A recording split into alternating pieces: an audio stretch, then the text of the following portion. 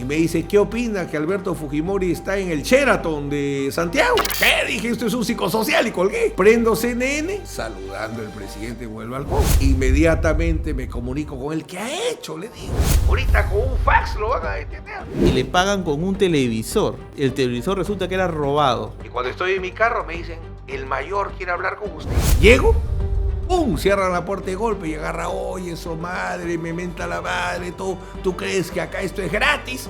Oye, eso hijo, me le fui encima también. Y viene mi cliente y me dice, ¿por qué me estás haciendo perder el tiempo? Entonces amarraron ese tren. Porque no, que quería que coimee para irnos. 30 años de trayectoria. ¿Considera que ahora es el momento más crítico que estamos viviendo? Cuando Colombia recibía a Cueto, a La Rosa, a Uribe, entonces hay un decrecimiento. Lo mismo que hay el decrecimiento en el fútbol es en la política. ¿Por quién votaría ahorita? ¿Usted no tiene dudas de que está siendo protegido? O sea, que Dina Boluarte utiliza su poder político para proteger a su hermano. Yo creo que hay esa protección en el caso de los dos y es la razón por la cual no se les captura y probablemente no se les capture durante este régimen, ¿no?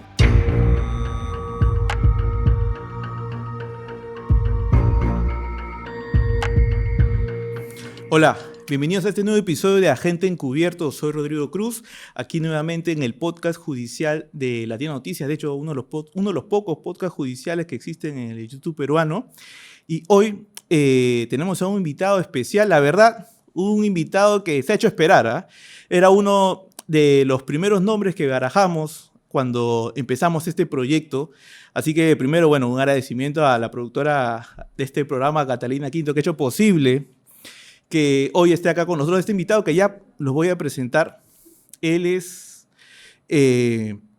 además de abogado, tiene más de 30 años de trayectoria como catedrático, es profesor de Derecho Penal, Procesal y Ética Profesional. Es hasta hoy el único abogado que puede decir que ha defendido a 3 expresidentes peruanos. Y bueno, y por último, y no por ello menos importante, es también un hincha confeso de Universitario de Deportes, club de que también es hincha este conductor de este humilde programa, doctor César Nakazaki, servidor. Gracias por estar con nosotros. Muchas gracias, Rodrigo. Está muy bien que seas de la U, me alegro mucho. Y gran año para los hinchas crema, doctora. Siempre. A ver, hablar de César Nakazaki es hablar, pues, o sea, pienso, yo también soy periodista judicial hace más o menos 10 años y siempre está relacionado su apellido, doctor, con los casos más picantes en la política judicial, por llamarlo de una manera, ¿no? Caso emblemático, automáticamente es asociado a su nombre como el quien ejercía la defensa. Más parecía, doctor, que venía como que un combo, ¿no? Saltaba un caso emblemático y saltaba César Nakazaki como el abogado. Hablamos, no sé, abogado de Pedro Pablo Kuczynski, en el caso de Lavajato, abogado de Ollanta Humala, abogado de Carolín López, abogado de Bruno Pacheco y recientemente abogado de Jorge Barata, ¿no? Bueno, y evidentemente creo que el cliente por el más se le va a recordar, doctor, es el expresidente Alberto Fujimori. De hecho, en las redes sociales, doctor, le comentaban, le decían que vendría a ser una suerte del Saul Goodman peruano, doctor. Le decían Better Call Nakazaki, ¿no? De hecho, este muñeco, por cierto, no es un tema particular, es el muñeco que acompaña esta mesa. Sí lo veo a Saúl, pero no aplica, porque Saúl, yo lo seguía a Saúl cuando era la parte del profesor y su alumno, cuando inventaban la droga, ¿no? En esa parte, a Saúl. En Breaking Bad. A Saúl solo no. Entonces, Saúl se caracteriza por ser leguleyo. ¿No? Por ser leguleyo, su astucia sería su cualidad más importante. Pero quien siga mi desarrollo profesional, si bien considero que tengo habilidad, pero no es la única característica, ¿no? Son otras características. Entonces, no creo que sea Saúl Claro, entiendo por qué quieres decirme Saúl, pero no. Bueno, no lo digo yo, sino que... No lo digo tú, sí he visto. Claro, tratan de hacerlo como que es algo peyorativo, pero lo aprecio a Saúl en su cualidad, que es su habilidad. Es más, es una experiencia interesante porque él se frustra porque quiso ser abogado de otro tipo. No quiso tener nobleza, desarrollarse de otra manera, y lo derrotan, no le va bien. Y por eso es que termina siendo un abogado pícaro y que más bien en vez de gustarle los litigios, le gustaban los arreglos. Entonces, si yo soy el abogado que más ha litigado los casos más complejos, tendrían que buscarme por otro lado, ¿no? ¿Por quién más? Si usted no sería, pues, el... Bueno, F. Lee Bailey, pues, ¿no? Hay tantos abogados con los cuales pueden compararme. Se trata, es cuestión de medir litigante, ¿no? A mí me tienen que comparar con litigantes. Y Saúl, pues, no era litigante. ¿Y cómo? A ver, uno se pregunta, dice, ¿no? ¿Cómo es que el abogado, el doctor César Nakazaki, siempre está relacionado a los casos más emblemáticos que suceden en la política judicial de este país? Yo llego ahí por mis alumnos. Dos elementos fundamentales influyen en mi forma de ejercer la abogacía. Primero, mi padre médico, que yo... Pediatra, ¿no? Sí, médico pediatra, entonces visualizo mucho la abogacía como mi padre visualizaba la medicina. Entonces, todo ser humano, todo pacientito que tenía como pediatra, tenía que atenderlo 24 horas al día, todas las noches que sonaba el teléfono de un pediatra y buen pediatra, 3, 4 veces en la madrugada, y yo decía, ¿cuándo mi papá le dirá a mi mamá, dile que no estoy? Y siempre estuvo. Y lo otro que influye tremendamente es el ser profesor. Entonces, el ser profesor en el compromiso de demostrarle a los alumnos que lo que enseño es verdad. Si tú me preguntas por cada caso emblemático, me ha convocado un alumno. Siempre ha sido un alumno, alguien vinculado a mi quehacer profesional como abogado, como académico, el que me ha llevado, por ejemplo, al presidente Fujimori. ¿Por qué defiendo al presidente Fujimori? Porque su secretario y luego embajador de Alemania, Silva Santisteban, su hijo, mi discípulo. Entonces él me convoca y así podemos analizar todos los casos. Por ejemplo, con Barata. Con Jorge Barata, en el caso de Jorge Barata, quien me convoca es un colega. Un colega abogado. No sigue la regla. No, ahí no se aplicaría, pero por ejemplo, en el caso del Canal 2, mi alumno, el doctor Carlos Herboso, era cuando peleaban los Chuts con los, perdón, eran los Winter contra... Claro, usted fue abogado de los Winter. Yo soy abogado de los Winter, Álvaro Llona, mi maestro de sucesiones, de sociedades, perdón, y trabajaba con él, Carlos Herboso, mi alumno en la Universidad de Lima. Ahora, a ver, Humala, PPK, ¿también por sus alumnos llegó? Pedro Pablo es por un colega también, con un colega que sería, digamos, si analizamos qué me referencia como cliente, mis alumnos, mis colegas, porque de los abogados sabemos quién es quién, y algo que es fundamental en el abogado, que sean tus propios clientes. La mejor tarjeta de presentación del abogado litigante, porque no necesariamente todos enseñan, debe ser tu cliente. Un cliente al cual le has brindado un buen servicio y por tanto está en la capacidad y las ganas de recomendarte a otra persona. ¿Y con Humala cómo es que llega usted? En el caso de Ollanta, mi alumno, un alumno que fue congresista. Fue congresista, sí. ¿Quién se puede saber? Ahorita te digo el nombre. Es más, era la prima de Nadine, mi alumna. Su esposo, congresista por Piura, caramba, ahorita qué ingrato. ¿Su prima, la que hace poco testificó contra ella? No. Ella no está encausada, es colega abogada y sí está encausado, que me disculpe, qué ingrato que soy. Mi alumno, él es congresista por el humanismo de Piura, Santiago Bastañaduy. Él lo referencia. Él me recomienda. Vayamos, por ejemplo, al caso de su defensa más famosa, la del expresidente Alberto Fujimori. Usted ha contado hace un ratito que usted llega a la defensa del expresidente porque lo referencia el ex embajador de Alemania, el señor Santisteban, ¿no? ¿Cómo fue ese momento, doctor? O sea, ¿cómo fue que usted toma conocimiento que el expresidente Fujimori decide que César Nakazaki tiene que ser su abogado? Bueno, yo me preparé para asumir su defensa. Es como, bien dices, la U se organiza adecuadamente para ser campeón en el centenario, ¿no? Entonces, asumo con Beto Curi un conjunto de casos de altos funcionarios públicos vinculados al régimen del presidente Fujimori. Perdóname, que quisiera darle un contexto a la audiencia. El primer caso emblemático que usted asume es el de Alberto Curi en el contexto que la sociedad conoce el primer Vladivideo, ¿no? El famoso momento en que Montesinos saca fajos de dinero y que Curi luego explica que dice que es un tema de venta de pescado. Estamos para un camioncito de vender pescado. Y usted asume la defensa en ese momento. Sí. Ese fue su primer caso picante. Correcto. Eliminamos lo del pescado, asumimos el hecho y discutimos cuál era la tipicidad ahí. Pero me vinculo a esos casos, empiezo a defender defiendo a Beto Curi, hablamos hace un momento de los hermanos Winter, Marta Chávez también. defiendo a Marta Chávez, a los comandantes generales, Hermosa al Ríos. general Hermosa, el Esban Bello, comandante general del Ejército, de la Marina, al almirante Bárcena, comandante general de la Marina, el Ejército, la Marina, la O sea, le Fuerza Aérea. faltaba, en la línea de mando le faltaba defender a Fujimori. Entonces, dos defensas yo visualicé que me iban a llevar a la defensa del presidente Fujimori.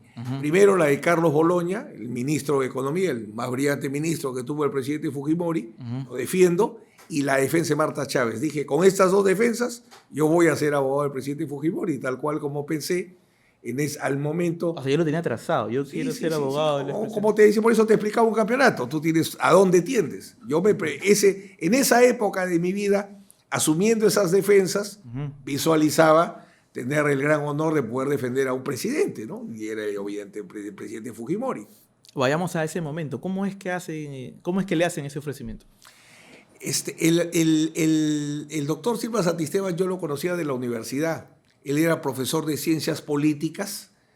No me había enseñado a mí, pero con su hijo sí, él, Luchito Silva, Chalo Sausa, tenía ahí Lourdes Zamudio, y formo mi primer centro de estudiantes. Éramos los primeros alumnos que hacemos el primer círculo de estudios de Derecho Penal y Disciplinas Auxiliares. Entonces, el embajador me llama y me dice que quería reunirse conmigo en el hotel Los Delfines. Me acuerdo tomar un lonche un poquito antes de esta hora, y voy y me dice, no, el presidente Fujimori ha estado siguiendo tus defensas y está muy interesado en que tú asumas su defensa. Entonces, bueno, le dije, es un gran honor para mí, pero son dos condiciones. Primero, tengo que conocerlo. Él me tiene que pedir que asuma su defensa con todo cariño. En ese momento Fujimori estaba fuera del país. Claro, él estaba en Japón. Entonces, mi primera condición fue poder viajar al Japón, que directamente el presidente Fujimori, yo quería verlo a los ojos. O sea, si yo no veo a la persona, no la puedo defender. Entonces, ¿Y la segunda condición cuál fue? La segunda condición era que él esté de acuerdo con mi defensa, ¿no? Porque ¿qué hace una persona diciendo quiero que tú seas mi abogado si no va a estar de acuerdo con los términos de la defensa? Claro, me imagino que hay toda una estrategia que usted, persona, prefiere presentarle. Efectivamente. Su teoría del caso. Ese es realmente el que acepten mi defensa es la condición central para yo tomar el patrocinio de una persona. Y de ese momento, de esa reunión en Los Delfines, ¿recuerda cuándo fue? No, ya hace cuántos años. A un avión yendo a Tokio, supongo. ¿Cuánto tiempo pasó? 20 días quizás. Y en ese primer momento, conocer al expresidente Alberto Fujimori, ya presentarse como un posible o futuro abogado de él, ¿cómo fue? Bueno, recuerdo que ya era muy de noche, estábamos en el hotel con mi socio y amigo Rolando Sousa, entonces él viajó conmigo, y tarde llega el presidente Fujimori porque quería entregarnos un dispositivo para poder ingresar al metro, porque en Tokio todo se moviliza en metro.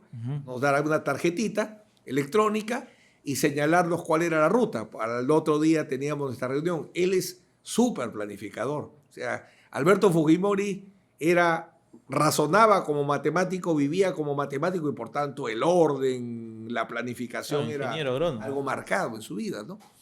Entonces, y nos enseña la ruta a la cual al día siguiente teníamos que ir para tomar el tren y al lugar donde nos íbamos a reunir. Ahora, ¿confirmó algunas ideas que usted tenía de Fujimori, por ejemplo, lo que era ultra metódico, o se llevó una sorpresa? Para mí el gobierno 90-95... No, me refiero al encuentro. Sí, a lo que voy. Para mí el gobierno 90-95 compite dentro de los grandes gobiernos de la historia. Entonces, mi visión de un presidente que nos había gobernado tantos años, yo nazco en 1962. Por tanto, de todos los presidentes que he vivido, el que más impacta en mi vida es Alberto Fujimori. Claro, más allá de golpe. Ya después vamos a hablar de golpe, pero más allá de golpe. Por eso marco 90-95. Ese gobierno para mí compite con los grandes gobiernos de la historia. Del 95 para adelante tuvo una serie de problemas, ¿no? Como yo le decía al presidente Fujimori, su gran falla es que, habiendo sido un gran político, usted no dejó un gran partido. Usted debió de construir un gran partido. Antes de ir más allá sobre el legado de Fujimori, esa escena, doctor, ¿cómo fue esa escena? Bueno, entonces, en la noche, ha sido 2, 3 de la mañana para nosotros, del primer día, o sea, me agarró durmiendo. Es más, suena el teléfono ahí con mi socio, tenemos una anécdota que siempre nos reímos porque a 2, 3 de la mañana estaba durmiendo. Entonces, aló, sí, ¿qué pasa, compadre? Soy el presidente Fujimori. Ah, compadrito. Ah, oh, presidente, ¿cómo está? Pijama, bajamos. Recién conocerlo ahí. Ahí el impacto no fue tanto. A la mañana siguiente que lo vi, evidentemente el gran impacto de conocer en vivo y en directo a quien tantos años nos había gobernado, ¿no? Bueno, era el mismo que yo veía en la televisión, ¿no? Por su forma de hablar, sus características. Y ya cuando tenemos una semana completa de trabajo, que de las 8 de la mañana hasta las 11 de la noche, solo parábamos para almorzar y era este caso, es esa estrategia. Él hacía 100 preguntas, la prueba, sí la pruebo, y empezaba estrategia por estrategia en cada caso, ¿no? ¿Cómo íbamos a diseñar su defensa? ¿Y él le daba margen de maniobra siempre? O? Siempre. Fue un muy buen patrocinado, muy disciplinado, muy ordenado y por tanto y con una gran confianza en la defensa que yo iba a realizar. Porque imagino que hay clientes pues, que también intentan marcarle la ruta a su abogado, ¿no? Poco duramos. Cuando un cliente, le hago una reflexión, ¿no? Un alcalde muy importante una vez me dice, bueno, te agradezco por tomar mi defensa y yo te voy a indicar. Pero un ratito le dije, ¿usted es abogado? No, ¿no es cierto? Entonces, ¿qué le parecería a un médico que usted le pregunte de qué quieres estar enfermo y cómo te quieres curar? Sería un pésimo médico, ¿no? Yo soy el abogado, yo marco la estrategia y usted la prueba. Si le gusta, vamos para adelante, y si no le gusta, bueno, ¿qué ¿Y hacemos? dentro de su estrategia estaba que regresara a Perú? No, ¿Qué pasó? justamente ahí fue un desencuentro que hubo. La estrategia era luchar por anular las detenciones que había en todos los procesos para traerme abajo la solicitud de extradición, porque para tú demandar extradición tiene que haber una orden de detención. Si no hay orden de detención no puedes demandar Claro. la extradición. Entonces, y le puse como condición más bien que mientras que yo no logre revocar la detención, él no podía salir, porque nunca iba a estar tan protegido en un lugar como Japón. ¿Y cómo es eso que su abogado le dice una cosa y termina haciendo otra? ¿Cómo? Yo estaba en Pucallpa, en la defensa de Luis Valdés Villacorta, el alcalde de Pucallpa, lo defendía del caso del asesinato del periodista Alberto Rivera, y RPP me llama y me dice, ¿qué opina que Alberto Fujimori está en el Sheraton de Santiago? ¿Qué? Dije, esto es un psicosocial y colgué. Pero que no pensaba, no era que pensaba que RPP estaba haciendo un psicosocial, sino colgué porque no sabía qué hacer. Prendo CNN, saludando al presidente por el balcón. Inmediatamente me comunico con él. ¿Qué ha hecho? Le digo. Ahorita con un fax lo van a detener. No se preocupe, doctor. Me dice, todo está bien. Que todo está bien. Ahí mismo lo detuvieron. Y bueno, y hubo que hacer un gran esfuerzo para organizar una defensa, ¿no? ¿Quién fue esa persona que lo terminó de convencer? Varias personas que le ofrecían a él que el gobierno de los Estados Unidos estaría interesado en que haya un liderazgo fuerte en Sudamérica, porque a poder enfrentar a Hugo Chávez. Entonces necesitaban, le dijeron estos mandos medios, porque el presidente Fujimori ingresó correctamente a Chile, formalmente. Le vendieron humo. Lo que falló fue que le consultaron al presidente Lagos, pero se olvidaron que había presidente electa. Entonces, la Bachelet sale a la hora y media que Fujimori llega a Santiago, sale y dice que imposible, que un genocida, porque el papá de la Bachelet lo mata Pinochet, ¿no? Entonces trataban de equipararlo al presidente. Ahora, pero igual, a fin de cuentas, Chile era parte de la ruta hacia Perú. Él quería regresar a Perú. Definitivamente. Pero si regresaba a Perú con esta orden de detención, prácticamente él estaba subestimando a la justicia. Eso es lo que faltó medir, ¿no? Faltó medir que no era el momento, no era el momento. Bueno, y quizás podría haber pensado, porque la verdad, a mí nunca me gusta analizar con un patrocinado lo que pasó, porque como no hay máquinas del tiempo, no hay tiempo. Pero yo lo que creo es que, y así lo planteamos públicamente, es que pensó que quizás durante el periodo de la extradición podía lograrse mejorar sus condiciones en los procesos penales, pero no aceptó la Corte Suprema la anulación, porque la nulidad de todos los procesos de Fujimori era porque se desarrollaron las investigaciones sin haberle puesto defensor de oficio, donde el código exige que si uno está ausente, fuera del país, tienen que designarle defensor de oficio, salvo que le designe defensor. Pero la Corte Suprema dijo que no. Ahora, pero... Bueno, claramente esa persona o varias personas varias personas. Uno de ellas creo que fue Carlos Raffo, ¿no? No, Carlos no estaba en ese O tiempo. Krugen, creo, el empresario Krugen. Germán Kruger era muy cercano al presidente Fujimori. Vaya favor que le hizo. No creo que haya sido él en realidad. No creo que haya sido él. Hubo otras personas que, bueno, ese tema, bueno, ya se comentará en algún momento. De repente en las memorias que dicen que está sacando el presidente Fujimori. O las suyas. Quizás más adelante, ¿no? ¿Por Quizás qué se le más falta? ¿No ha escrito un libro usted? O sea, sobre memorias está a medio escribir. Pero Vivencias. me gustaría dejar un libro de consejos, sobre todo para las duras madrugadas de los defensores, cómo deben actuar, ¿no? ¿Y cómo fue ese momento cuando Fujimori es llevado a la Diroes? Usted ya era, obviamente, su abogado. Usted fue el primero, creo que lo recibe cuando él está ingresando a la Diroes, ¿no? Primero, el momento muy, muy duro es cuando yo llego a Chile y logro finalmente entrar a la escuela de gendarmería, ¿no? Ujú, Era un gran problema porque el abogado chileno no me quería llevar. ujú. Era mayor que yo y no me gustaba mucho para abogado porque no es que sea un mal abogado, sino que él era de Viña del Mar y nosotros estábamos en Santiago, Nada entonces que ver. no me cuadraba. Había sido abogado del Chapulín Calmes del Solar Ujú, y de este publicista Borovio. ujú. Por eso se lo recomiendan al presidente Fujimori, pero yo no lo vi el más adecuado. Y además, como era mi mayor, no me daba mucha pelota. Y entonces decía, pero por favor, lléveme. No, no me llevaba. Pero como es el destino, de repente estábamos almorzando con él y suena el teléfono y él, así acá, y te dice, ¿Nagasaki? Y se pone, ¿Nagasaki? Sí, sí. Oye, me dice, ¿tú conoces al abogado fulano de tal, que es el abogado acá de Andronic Lusic? La verdad, le digo, no, no lo conozco. Bueno, dice que tú eres un gran abogado, así que te ayude. ¿Qué pasaba? Que yo no había reparado que en el caso Luchetti, Ujú. habían venido a varias audiencias, pues los ejecutivos chilenos, yo la verdad no reparaba mucho, y habrán reparado pues en mis defensas, todo, que le tuvieron a bien darme esa mano, y me voy a la escuela de gendarmería. Incluso un tema bien interesante, porque estaban todos los exiliados, todos los que habían huido por la lucha contra el terrorismo afuera de la gendarmería, y querían pues, bulla, todo hacían. Baja el colega Osorio, un grandazo, moreno, terminó amarillo, lo llenaron de huevazos. A su Y madre. dije, yo, pucha, ¿ahorita qué hago? Entonces dije, me chupo, soy de la U. Me bajé, dije, acá qué miedo, a los huevos. Silencio sepulcral y ni un huevo. Así que entro. En la noche me enteré por qué. Porque el presidente de los exiliados era de Lambayeque, de Chiclayo, donde yo 10 años empecé mi ejercicio Claro. profesional y defendía a mucha persona procesada por terrorismo. Me imagino que por ahí ha venido la cosa que me dejaron tranquilo, pero bueno, en ese momento que entro a la gendarmería, ese momento fue muy duro, muy, muy duro, porque encontré al presidente Fujimori, pues, en una situación muy compleja. Entonces, ese momento para mí es uno de los más duros y el otro es el que tú marcas, Rodrigo, cuando lo bajan del helicóptero, acá en la Diroes, absolutamente perdido el presidente y en medio de toda la gente me logra vislumbrar a mí, ¿no? Una cara conocida. ¿Qué le dijo?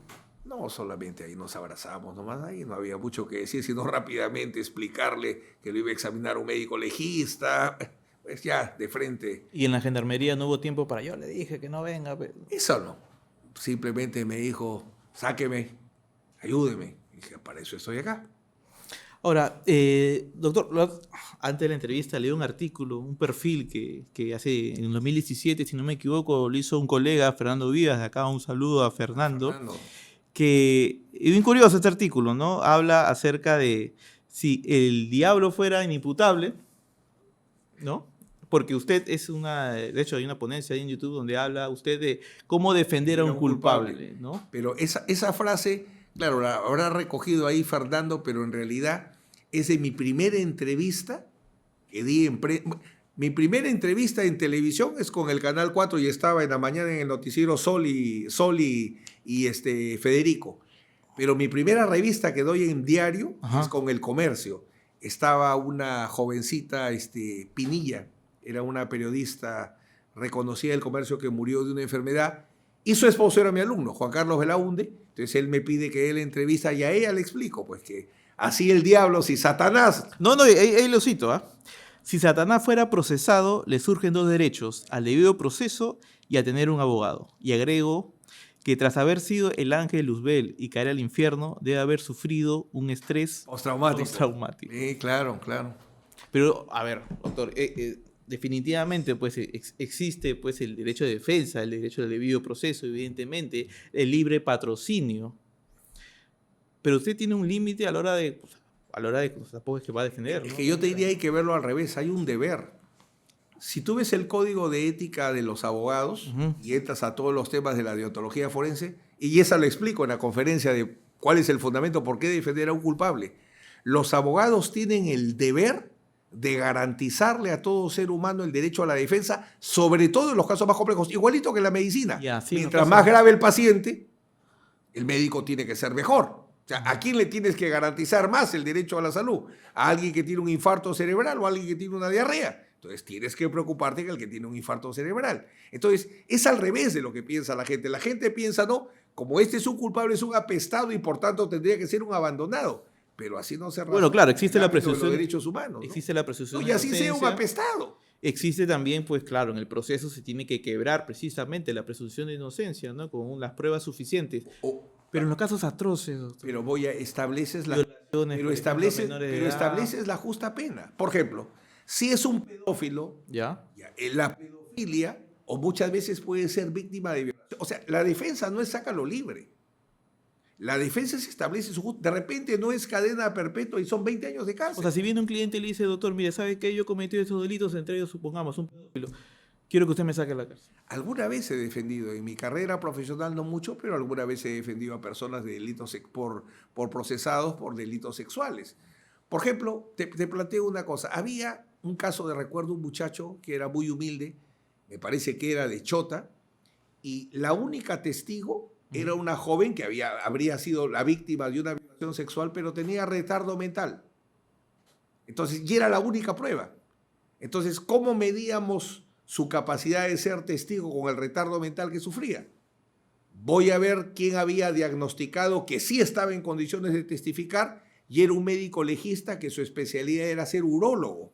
Entonces, un médico de riñones había fungido de psiquiatra para diagnosticar el retraso mental de una persona que es testigo.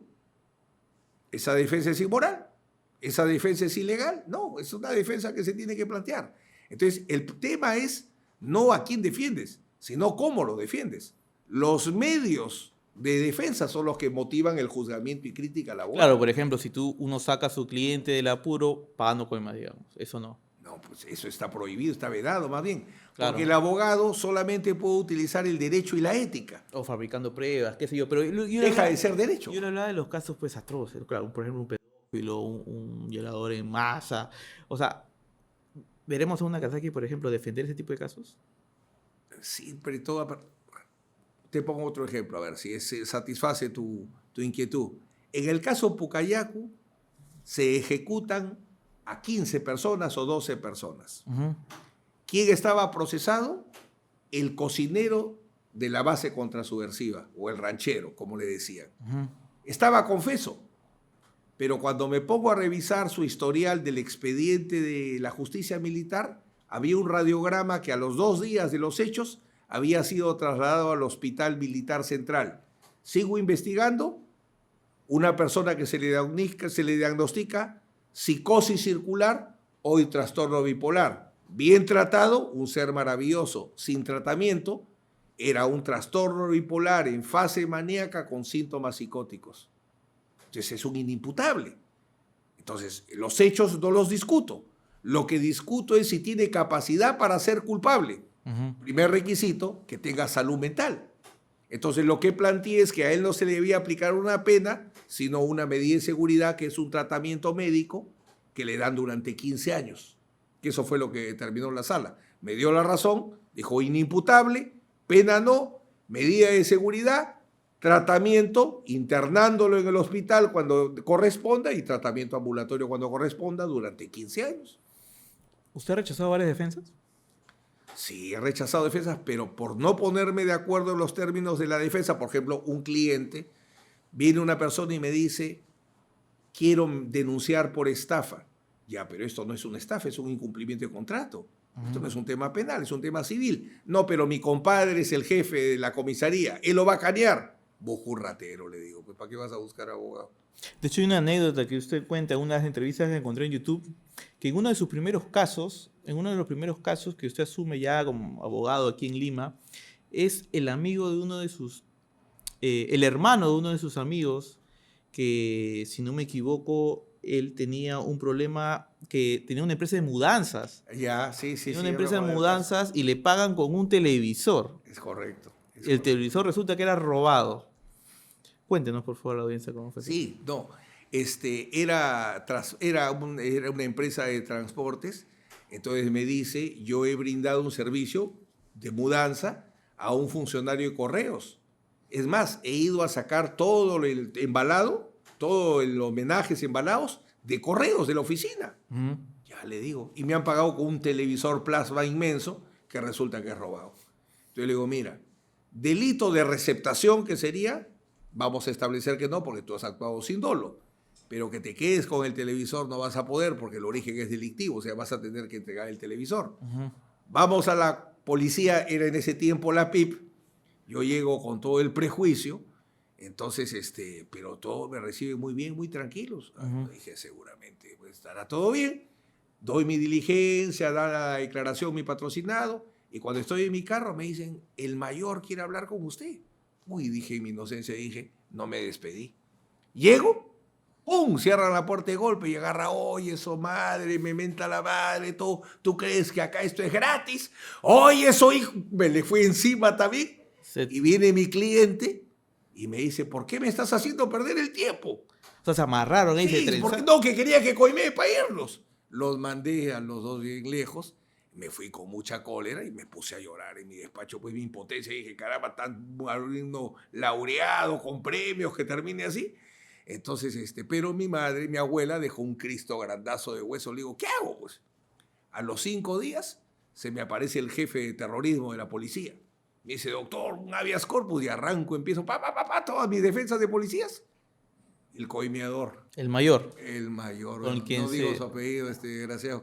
El coimeador ahí. ¿Qué? Le digo, ¿qué haces por acá? Uy, doctor, que un habeas corpus. ¿Cuánto me querías cobrar? Digo, desgraciado, ven para acá. Pero hablaron un poco de esa escena. Total. ¿Se acuerda cuando nos trenzamos ahí? No, ahí lo juré, y más, ¿cuánto me querías cobrar, desgraciado? Doctor, un habeas corpus. Bueno, le digo, aprende, carajo. Bueno, ahí, ya lo tuve que... Ese fue mi pacto. Mi pacto con la policía, y por eso me he llevado tan bien a lo largo de los años, es no se meten conmigo y yo los apoyo en los momentos más difíciles. Hablando de eso, ¿usted está a favor, le parece bien lo que ha hecho el Congreso hace poco de devolverle a la policía las facultades de investigación preliminar? Yo creo que es una pelea absurda donde hacen discutir al cirujano con el anestesiólogo. Cada uno tiene su especialidad. O sea, el anestesiólogo no puede decir sin cirujano y el cirujano no podría decir sin anestesiólogo. Cada uno tiene. La fiscalía no se ha hecho para la pesquisa. Tú lo agarras a un fiscal y dices, oye, acá hay una huella con sangre. ¿Quién es el culpable? Claro, y la policía tiene sus detectives, claro, entendemos. Y la policía no tiene el manejo jurídico. Pues. Esto vamos a trabajarlo como una extorsión. Cuidado que la prueba ilícita no me sirve. Claro. No, si vas a meterte a un carro, tiene que ser parte de la autorización de Es allanamiento. muy innecesaria discusión nos metió el Congreso. Total. Deben revertir eso. Total discusión. Es más, creo que la realidad se va a volver a imponer. Porque esta discusión yo la escucho desde que la Constitución del 79 dijo que el Ministerio Público dirigía las investigaciones. De 79 antes del 93. Y desde que yo ejerzo acá en Lima, todos los comandantes generales, voy a decir, casi todos los comandantes generales, con todo el staff de asesores jurídicos, me han ido a buscar tratando de discutir cómo hacemos con el código. Y yo les explico lo que te estoy diciendo. O sea, la fuerza de los hechos va a hacer que cada uno asuma su rol como siempre ha sido. No me cabe ninguna duda que no va a haber ningún problema entre el trabajo de la Fiscalía y la Policía. Entonces, ¿por qué lo hacen? El Congreso que legisla y se agarran los bandos, pues incentivan, armas la bronca, pues la trinchera norte contra el comando sur por discutir. Ahora, y no solamente el Congreso, bueno, esta entrevista se graba el martes y hoy mismo la presidenta Dina Boluarte ha dicho que propone que se establezca la pena de muerte. Bueno, es que también es algo común, ¿no? Cuando el político se siente desesperado o el político necesita fama que no tiene por su trabajo, o es un político desesperado que necesita buscar que se centre, intenta que se centre, porque nada va a mover el interés que hay sobre la presidenta Boluarte, pero intenta que vaya el interés hacia otro lado. La pena de muerte ha fracasado en todas partes del mundo para prevenir delitos. Bueno, tenemos el famoso caso del monstruo de Armendáriz, ¿no? O este caso de los últimos días, que se habría inventado un operativo y se ha detenido 9 personas. inventándose un tema que está saliendo Imagínese, los últimos días en la prensa. imagínese que ese caso termine pues en la guillotina. Sí, no, la pena de muerte, pues, me remito a lo que se ha visto en la realidad, ¿no? En los países donde hay pena de muerte, los delitos que motivan la pena de muerte se cometen mucho más. O sea, usted vio la noticia y dice, no, esta señora quiere distraer. Ya es un tema ya Cortina de humo. discutido, analizado, estudiado 40 veces. No, no da ninguna solución. La solución seria va a ser cuando tenemos la fórmula para que lo que se hizo con el GEIN, que el GEIN logró capturar, único país en el mundo, todos los líderes de las organizaciones terroristas capturados y llevados a juicio. Sin balacera de promedio. Sin una sola bala con los líderes. Entonces, cuando me digan que he encontrado la fórmula para que eso sea lo común y lo corriente en todas las investigaciones policiales, ahí recién diré serio el tema. Sí, no, bueno, lo del GIN ocurrió más de 30 años y hoy, por ejemplo, ya la criminalidad ha avanzado a tal y no tenemos las herramientas. no hay los investigadores. Y tú has dado la clave. Y para que haya grandes investigadores, tiene que haber infraestructura, logística. Claro, miren lo que pasa con el caso de las Ni extorsiones. celular. Hace poco escuchaba al fiscal Chávez Cotiana que decía, no tenemos la tecnología para entrar a los WhatsApp de los extorsionadores. Eso falla tremendamente. Y el otro tema es que el Congreso legisla temas que son necesarios, pero al margen de los operadores, pues de los protagonistas de los temas, ¿no? Estábamos hablando de Dina Boluarte, doctor. Ya creo que son 10 carpetas fiscales las que tiene abiertas la señora presidenta. Hace poco la última es la del caso de la cirugía. Para usted, doctor, el tema que más le preocuparía a la presidenta, ¿cuál es? Bueno, el tema más serio, aunque yo no considero que es responsable, es evidentemente el tema de las muertes.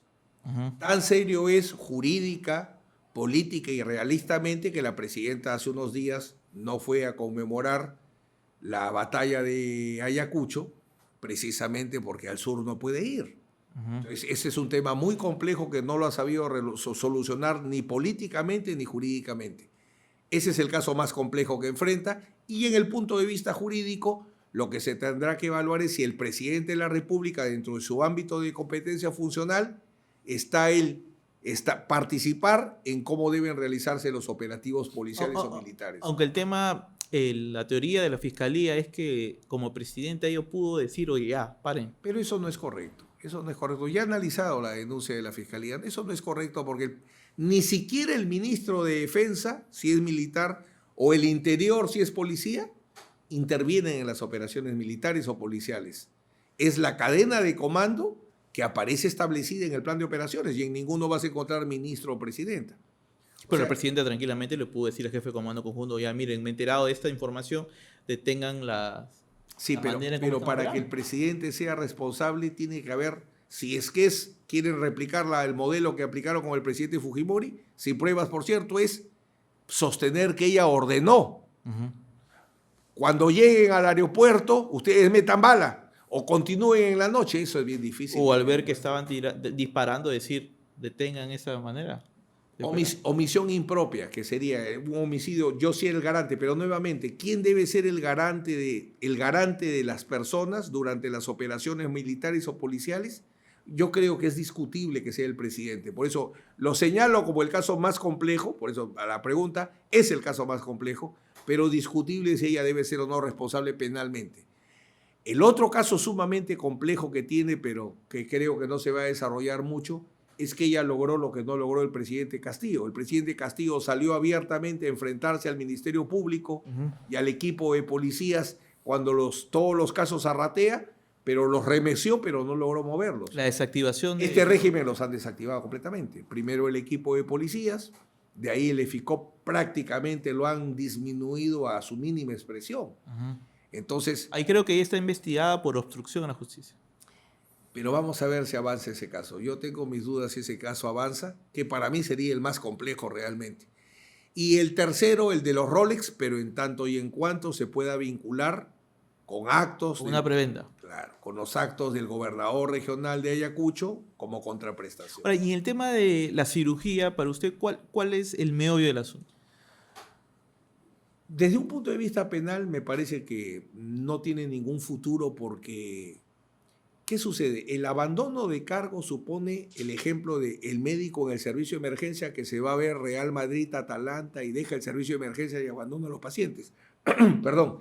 En el caso de de la intervención quirúrgica, primero habría que establecer si la incapacitó o no, Bueno, ahí quien tiene la llave de esto es el cirujano Mario Cavani. pero no lo saben pedir adecuadamente, porque el secreto, eso es lo primero que no se ha El comprendido. secreto profesional que Él se tiene, tiene. como tú, el secreto a proteger tus fuentes, el médico tiene el secreto profesional que solo se puede levantar, Un orden judicial. lo autoriza el paciente o orden judicial, no el presidente de la Comisión de Fiscalización del Congreso gritando que lo va a traer. O sea, de aquí hace un llamado a la fiscalía. Si quieren saber si la señora presidenta estuvo incapacitada, Tienen que sustentar adecuadamente ante el juez para que el juez autorice el levantamiento del secreto profesional. Es la única manera de saber esa información que es relevante para determinar si la presidenta por la operación o por el posoperatorio estuvo incapacitada o no.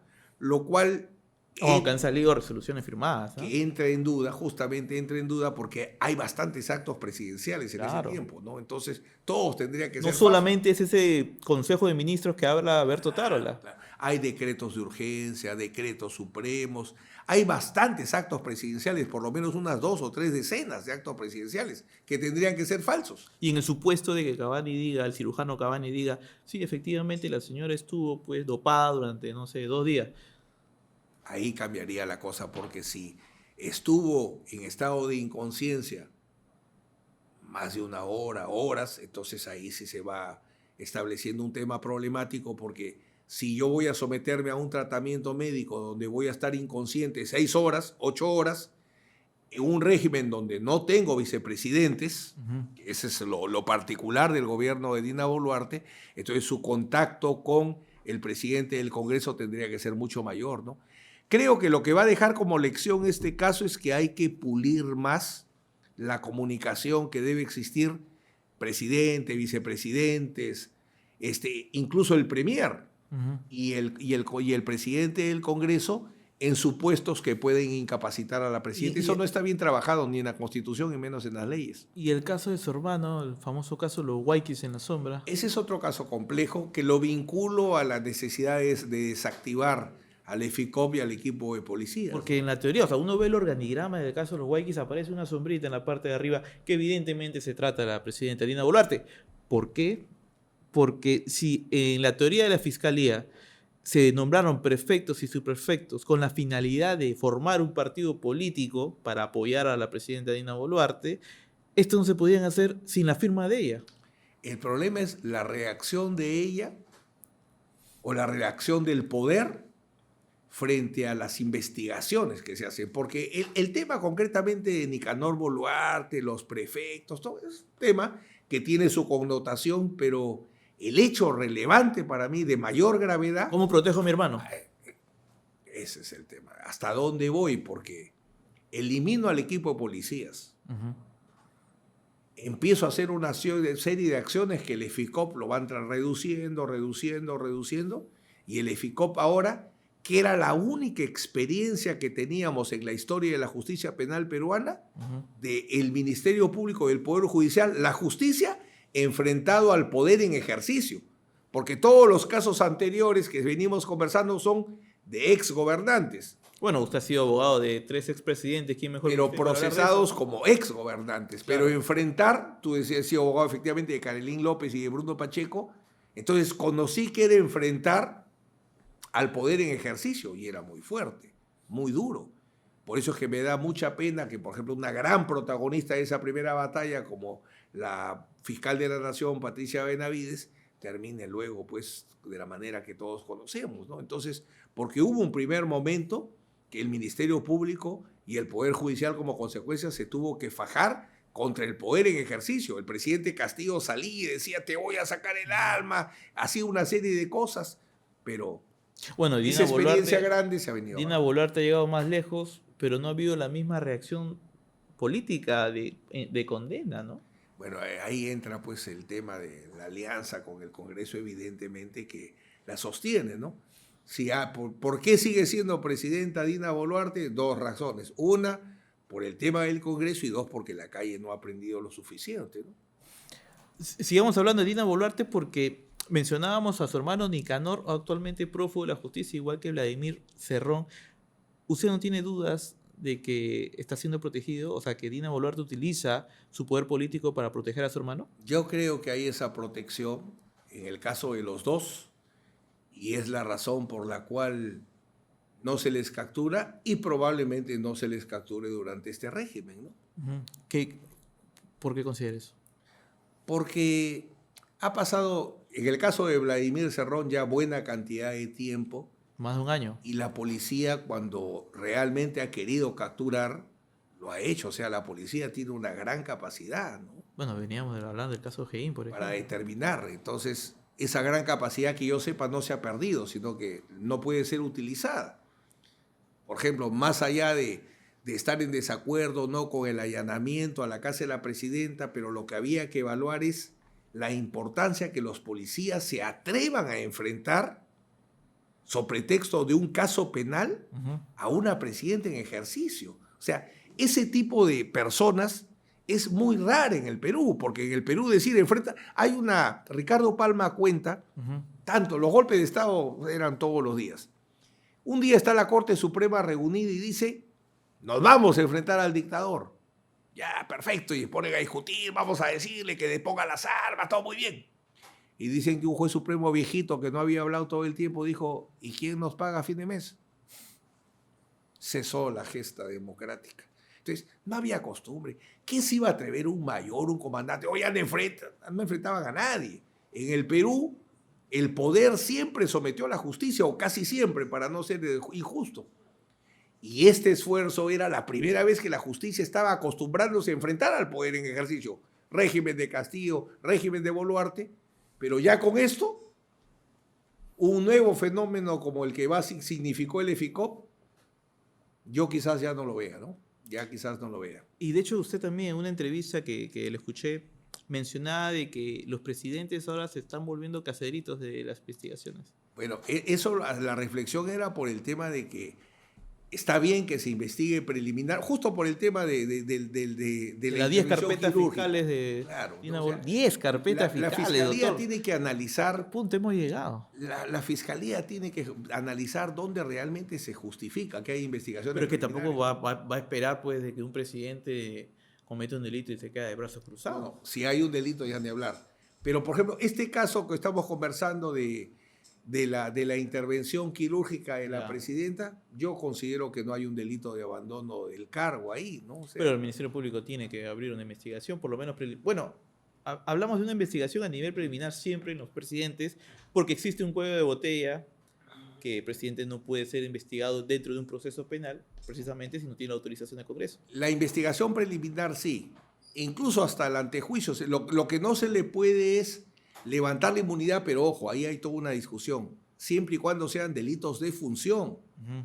O sea, siempre y cuando sea en el ejercicio de la función, no porque es presidente no lo pueden tocar. Si el presidente se vuelve narcotraficante o el presidente viola a una persona, Claro, o va y atropella a alguien. no, lo no, mata. ahí no tendría que ir ni los privilegios son inviolabilidad e inmunidad. Inviolabilidad, que el presidente es como un Superman jurídico, los delitos los cometen los ministros, no el presidente. Por eso es que los ministros son responsables. Y la inmunidad, que necesita procesarlo con autorización del Congreso. Esas protecciones solo funcionan cuando esté en juego la función. Por eso es que el presidente Castillo, por los casos de Zarratea, él no ejercía la función de presidente. O sea, no es ser presidente, sino es que no te pueden criminalizar por actuar como presidente. Y Zarratea... Bueno, ese fue el criterio no lo era. utilizado por el fiscal supremo Pablo Sánchez. ¿Perdón? Por Pablo Sánchez, él fue quien abre Arranca con las investigaciones a Pedro preliminares. Castillo y eso... Bueno, Y de ahí se ha ido ya desarrollando, ¿no? pero a fin de cuentas, pues, doctor, yo creo que la ciudadanía de una manera celebra que un presidente de ejercicio esté siendo investigado, ¿no? Porque lo que está harto en realidad es la impunidad. Yo estoy de acuerdo, pero ahí tú has dado un tema clave. Muchas veces veo que dice impunidad. Ujú. La impunidad era el gran problema de la justicia. Sigue siendo. Pero de un tiempo a esta parte, ¿qué ministro, Ujú. qué general, qué alcalde, qué gobernador regional, qué presidente de la República no está investigado o procesado? O sea, no es que haya impunidad, que los problemas, por cierto, existen en la justicia, muchos, pero no es como antes. Hace 50 años era imposible, pues, pensar que se iba a procesar a un comisario, no a un general. Eran intocables. O sea, antes sí había intocables. Hoy, ¿quién es intocable? Bueno, vemos el caso, por ejemplo, que pasó en Bolivia, ¿no? Se estaba investigando al expresidente Evo Morales Y cambian a la fiscal. Ahí tú notas. Pero en nuestro caso, ojalá que esto de desarmar al equipo especial, y por eso es que ese caso para mí es relevante, porque ahí nuevamente el poder se mete en el tema de la justicia y de manera grosera, estando un hermano procesado penalmente. Entonces, eso debe controlarse, porque el activo es importante. Claro, es triste que haya muchos funcionarios públicos procesados, altas autoridades, que en el futuro ojalá sean los más honestos, los más capaces y no se repita, sí. Pero nuestro sistema de justicia capaz de procesar a quien corresponda, ese es un activo que hay que proteger, hay que mantener. Bueno, de repente la audiencia puede pensar y decir, oye, pero el doctor Nakazaki ha defendido pues a personas precisamente acusadas por corrupción y precisamente personas señaladas de contaminar este sistema que hoy nos daña, ¿no? Pero el tema es cómo los defendí. Por ejemplo, el general Hermosa. El general Hermosa le descubren la comisión Weissman $3 millones en unas cuentas en Suiza. Yo converso con él, lo hago entender que la verdad era la única solución y digo, no son 3 millones, son $21 millones. Segundo, ustedes dicen que es porque los comerciantes de armas les dieron. Eso solo es 4 millones. La gran cantidad de dinero sale de ahorros, entre comillas, que hacía el ejército con los presupuestos, por ejemplo, para los procesos electorales. Y los $21 millones los pongo a disposición del juzgado y la fiscalía sin ningún tipo de beneficio, porque el general Hermosa por su cargo no podía acceder a ningún tipo de beneficio. Entonces, hacer que una persona confiese su delito, buscar la pena legal que le corresponda y restituir $21 millones, ¿afecta a la sociedad o ayuda a la sociedad? Bueno, ese es uno de las varias defensas. No, pero la que tú quieras que escoja, siempre es una defensa jurídica. Por ejemplo, en el caso de Beto Curi yo decía, cohecho sí, pero es cohecho pasivo propio o impropio. Se le dio dinero... Nunca cuestionó el Vladivideo como prueba ilícita, claro. Expresamente dije que no lo iba a discutir porque entendía que era bueno para la salud pública. Entonces, cualquier defensa que se examine, por eso es que no es la persona, es la forma como defiende los medios de defensa. No va a defender el delito, ¿no? Por eso es que, sea la persona que sea, lo que me caracteriza son los casos más complejos. Yo como arranco haciendo defensas de terrorismo, porque la justicia antiterrorista era una demoledora, pues. Todo el que entraba lo condenaba. Entonces estaba 6 horas en la justicia antiterrorista, 30 años. Era una locura.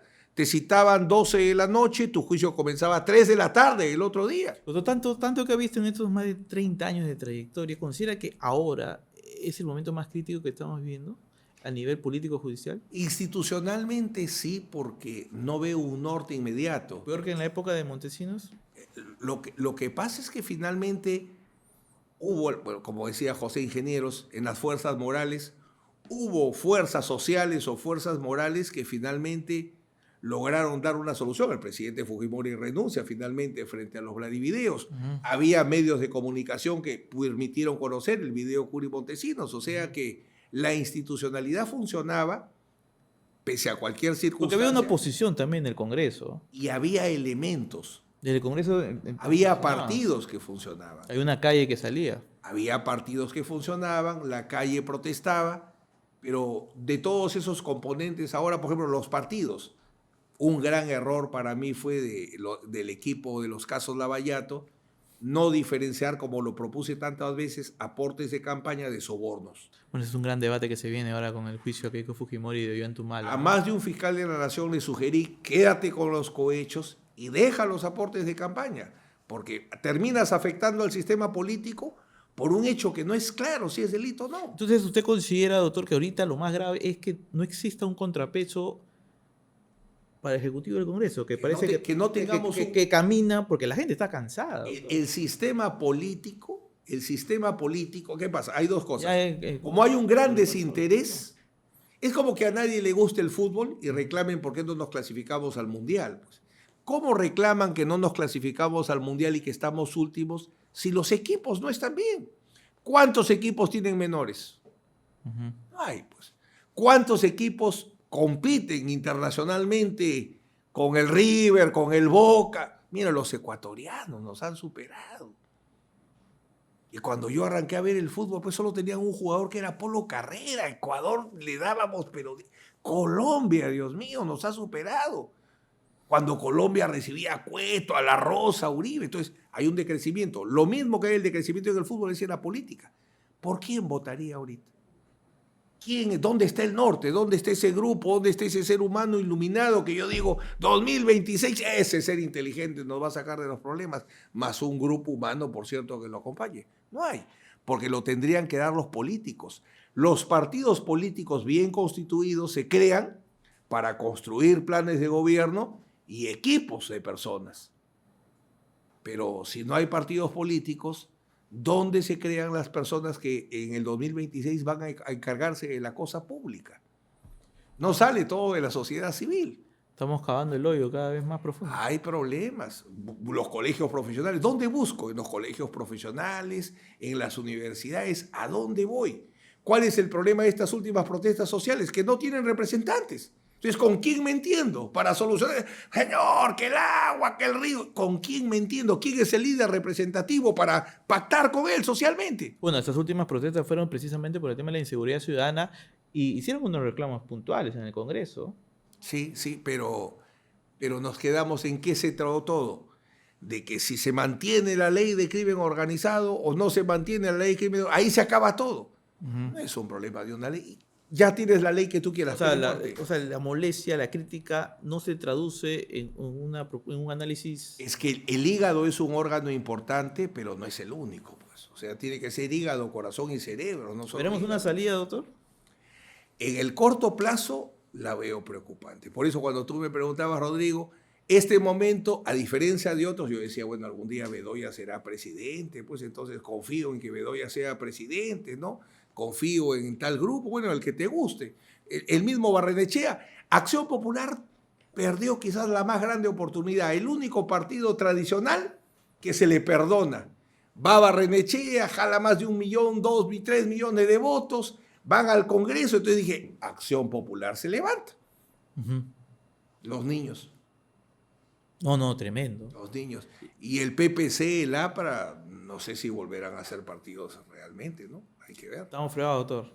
Por el momento es complicado. Yo creo que es el esfuerzo de cada uno. ¿Y cuánta responsabilidad tiene el fujimorismo de esto?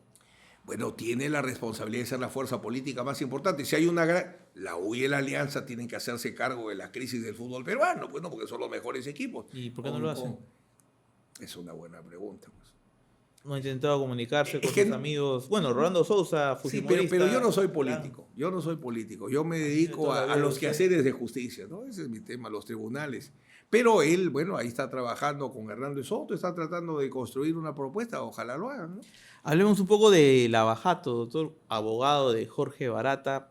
Lo último que se está discutiendo es sobre la publicación del acuerdo de colaboración eficaz. Usted se ha mostrado a favor de que se publique Totalmente. ese acuerdo, ¿no? Primero, que la Fiscalía no es el único que puede tener el acuerdo. Ahora, pero también ni siquiera nosotros tenemos el acuerdo. La buena parte del acuerdo ya se conoce y es público. La sentencia tiene buena parte, efectivamente. Claro. La sentencia tiene buena parte.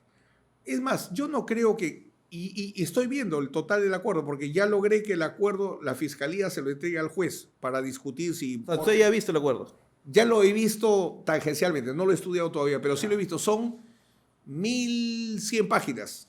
Ya, porque yo me acuerdo que se publicó parte del acuerdo, Son ya se había publicado páginas. en internet. La sentencia es lo que se ha publicado, y la sentencia tiene un resumen del acuerdo. O sea, los temas centrales están, sino que ahorita también estos cuestionamientos políticos que hay, quieren tener todo el acuerdo para sacar, y me adelanto, ¿qué van a decir?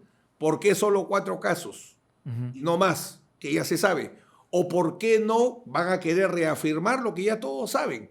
Que la Fiscalía no le puso una cláusula a Odebrecht donde le dijo, te prohíbo que tú hagas una demanda. Pero sí, se conoce. O sea, que es una discusión. Acuérdate de mí que van a hacer, Rodrigo, los cuestionamientos que se van a hacer cuando se diga acá está el acuerdo. Entonces Porque ¿qué más van a cuestionar? Discusión sin sentido. Si se ¿Qué más van a cuestionar? Nada más. El acuerdo no tiene problemas de legalidad. Eso lo ha revisado ya el Poder Judicial. Ahí no hay el problema. ¿Por qué se tomó esa decisión? Alguna vez recuerdo que Rafael Vela, quien aprecio mucho, es mi amigo, él me dijo, era una cuestión, César, o sobrevivían los 20 y tantos casos que teníamos, o no sobrevivían. Y él buscó privilegiar que salgan adelante los casos que se tenían. Hamilton Castro era de una visión anterior distinta, decía todo o nada. Pero también deja la impresión, doctor, que Barata y sus demás colegas de Odebrecht se terminaron burlando de la justicia peruana. Bueno, pero en el tema de Jorge Barata, todo se genera porque él ha dado más de 90 testimonios. Tan es así que al presidente Toledo Lo condenan con los considerando testimonios de Barata. testimonio de Barata. ¿Dónde vino el problema? Que en el caso del presidente Humala, a mi buen amigo el fiscal Germán Juárez se le hizo un problema que en Brasil, que nada tenemos que ver nosotros, el habeas corpus de Lula, o sea, en Brasil hay toda una serie de temas que impactan acá, El juez Díaz Toffoli. que impactan en el Perú. Entonces se le ocurrió sin ninguna base jurídica convencer al juzgado para que diga que Barata declare acá en el Perú en el juicio. Y eso no dice el acuerdo. Pues. O sea, para Barata hubiera estado bien declarar siempre a través de Zoom. Siempre por la cooperación penal internacional. Lo que pasa es que cuando un testigo colaborador declara, hay que cumplir un procedimiento. Y eso habían perdido la costumbre acá en el Perú. Pero la empresa no quería que ninguno de sus directivos declare. No, la empresa para nada. La suspensión, te lo digo con conocimiento de causa, la suspensión, en el caso concreto del presidente Humala, donde se da el problema, son por decisiones de la justicia de Brasil, que suspende el procedimiento de cooperación penal internacional y desesperadamente la fiscalía convence al juzgado que venga a declarar al Perú. Pero el Código Procesal Penal es claro, los extranjeros declaran de una sola manera, vía cooperación penal internacional. ¿Y qué le ha dicho Barata de todo esto, doctor? ¿Por qué me buscan para tratar de salvar el acuerdo? Justo he logrado que se anule la revocatoria. Lo que insisto es que se cumple el acuerdo. Por tanto, que él siga dando los testimonios, pero de acuerdo al procedimiento establecido. Bueno, Barata ya no va a declarar en el juicio de Keiko Fujimori. Bueno, falta tiempo. Vamos viendo cómo se va solucionando esto. Se ha ¿Estás anulado. a favor de que declaren en el juicio de Keiko Por Fujimori? supuesto. No, y más que yo esté a favor. Lo que está a favor es él. Él quiere continuar con el acuerdo. Si no, ¿para qué estar gastando tiempo, recursos en pelear porque se mantenga el acuerdo? Ya simplemente pues ya se quedaría tranquilo. Nunca lo van a extraditar al Perú, ¿no? Ahora, doctor, al comienzo de la entrevista hablábamos que usted estaba siempre relacionado con los casos emblemáticos. Bueno, ahora también ha aparecido una nueva generación de abogados. No sé, pienso en Benji Espinosa, en Juan Carlos Portugal, en mismo Elio Riera. ¿Siente usted que ellos son una suerte de legado para César Nakazaki? Bueno, no quisiera señalar a todos para que alguien no se ofenda. Mis discípulos son los que yo he formado o aquellos que tienen afinidad con mi manera de trabajar y tenemos comunidad, pues, ¿no? ¿Pero lo siente como un giro generacional? Tiene que darse, o sea, todo abogado. Yo tengo 62 años, ejerzo desde 1990 y principalmente como profesor universitario, mi responsabilidad es que haya gente que continúe y haga mejor la tarea, ¿no? Que es lo que hizo mi maestro conmigo. Él me decía, un profesor tiene por misión lograr que sus alumnos sean iguales y mejores que uno. Mientras me superen, yo soy mejor profesor. Bueno, poca gente sabe que usted es más tiempo profesor universitario que abogado. Yo soy profesor desde el año 86 y soy abogado desde el 90. Bueno, 4 años antes ya empecé a ser profesor. Claro, porque primer profesor alumno de la Facultad de Derecho. Se mencionaba que, por ejemplo, Benji Espinosa era su discípulo. Yo lo considero, él me considera su maestro y como tanto, obviamente me siento contento de ese reconocimiento, ¿no? Pero yo he formado a Jefferson Moreno, de los que mencionas, yo he formado, o sea, Jefferson fue mi practicante y yo lo he formado. O mi hijo César Nakazaki Jr., que está dando sus primeros pininos, ¿no? Entonces, a ellos los he formado. Bueno, ahora lo ve defendiendo, por ejemplo, a expresidentes. Bueno, Benji es un excelente abogado. Es un excelente abogado y para mí hizo una defensa muy digna del presidente Castillo. ¿Y cómo ve ese tema? De repente este programa lo ven jóvenes abogados y ven ese tema pues del abogado hoy en el mundo del TikTok. Usted es bien activo en el Twitter, bueno, hoy X, ¿no? Pero ¿cómo ve esa del abogado? Pues, el tiktokero. Bueno, sí. Ahí está otro querido abogado para mí, dice que me considera su maestro, que es David Panta, él para ahí metido. Pero hay otros que lo critican y dicen, no, pero acá falta lo que es de dogmática. Bueno, es que el TikTok hay que ver los espacios, ¿no? ¿Por qué entré a X o Twitter antes? Porque por más que sea psicopático en muchas cosas, porque la gente anónima empieza a soltar todas sus emociones, yo lucho porque ese espacio no sea más bien psicopático, sino sea de formación de opinión pública, ¿no? La discusión seria. Hay que dar una pelea ahí. Y en diversas redes o en diversos nuevos medios de comunicación.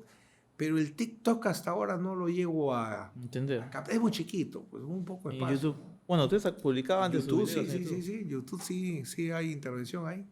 Bueno, es la tendencia ahora, ¿no? Claro, donde se puede exponer ideas, ¿no? Si se pueden exponer ideas en menos de un minuto, claro, alguna buena frase, ¿no? Pero los problemas jurídicos no se explican con una frase, ¿no? Claro, bueno, me hubiera gustado, doctor, contar más tiempo con usted, porque usted además, el frente público no recuerda, pero además de estos investigados por casos de corrupción, algunos sentenciados, también ha defendido casos como Utopía, ha sido Mesa defensor redonda. de más de 200 79 familias gratuitamente defendidas. de mesa redonda, claro, ¿no? Pero para cerrar la entrevista, doctor, ¿cómo se ve usted de acá ya cuando toque el momento de colgar los chimpunes? Bueno, lo que yo aspiro en la vida es a que poder testimoniar cómo debe ser un abogado, ¿no? Ujú. Esa es la... Profesionalmente, esa es mi lucha, ¿no? O sea, siempre hay que buscar arquetipos. Comentó algún libro, ¿no? Que quería hacer sobre sus vivencias. Sí. Hay varios libros a medio hacer. Lo que sucede es que el fragor de los litigios a veces lo jala. Claro, porque hay uno. muchas historias ahí que se han quedado en el tinterí. Por ejemplo, el tema de el interín de cómo asume la defensa de Fujimori, ¿no? Después, Hay varios temas. Publiqué la defensa del presidente, pero la parte jurídica, ¿no? Hay varios temas que, bueno, ¿fue un error la reelección? ¿La reelección? sí, por supuesto, siempre. ¿Cómo como abogado puedo decir que 3 son 2, ¿no? Eso obviamente. Es que cuando Bueno, usted yo habló de- de su error, nunca mencionó Yo la defiendo al reelección. ser humano. Ujú. Por eso es que a algunos no les gustaba. Yo no defiendo al político. Su obra pública la defiende la historia y la defienden los políticos. Ujú. Yo defiendo a la persona, a mi buen amigo que fue Alberto Fujimori, por el cual siento un gran aprecio y una consideración hasta ahora. Entonces, por ahí voy yo. Ahora, la obra pública, no. La obra pública no me toca a mí, no porque me parezca o no. Por eso señalo, gobierno 90-95, en mi criterio, porque también tengo Fue su derecho a principal formar, cliente. fue un gran cliente. Su principal cliente. Bueno, cuál es la defensa de la historia de la justicia penal peruana, ¿no? El juicio de la historia es ese. Entonces, Bueno, aunque no haya sido una sentencia favorable a usted. pero ahí está, es como la U, puede que pierda, pero la garra crema, ¿no? O sea, la garra crema es la gente. Ahí me someto al juicio de quien corresponda, ¿no? Todo lo que tuve que hacer. Doctor Kazaki, gracias por estar con nosotros. A ti, Rodrigo, por la invitación. Muchas gracias.